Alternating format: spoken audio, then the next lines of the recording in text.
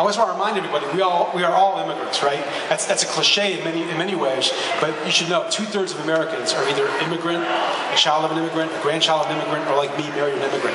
No country on the planet is like this. It's our strength. It's not our liability. Some of us came to the shores voluntarily. Some of us did not. Okay? But we should know that we're all strivers. We have that in our DNA, that we are strivers, we're survivors. Let's tap into that immigrant spirit. And I mentioned this earlier, the immigrant culture of self-reliance, thrift, entrepreneurship, education, family. I want to kind of end up here by talking about Omid Kordestani. So Omid was the 12th employee of Google. He was born in Iran. He grew up in the UK, and his favorite TV show was The Jeffersons. He loved watching The Jeffersons. And you guys remember that old show?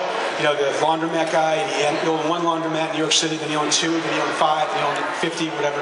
Then he owned a big penthouse in the sky in Manhattan.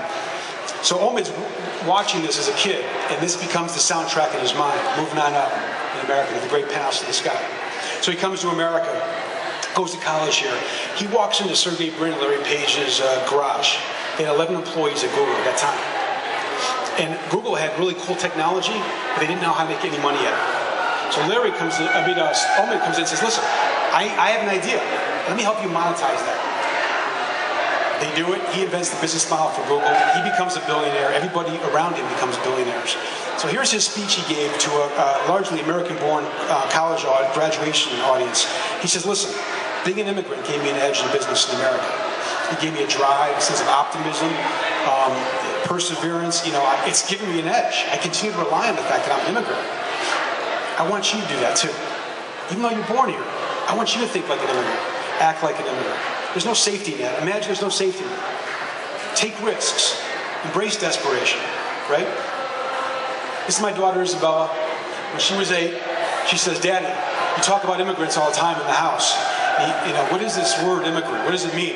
You're wearing this shirt, immigrants are making America stronger, right? What does that mean? I said, Isabella, let me think. I said, to me, immigrants are heroes.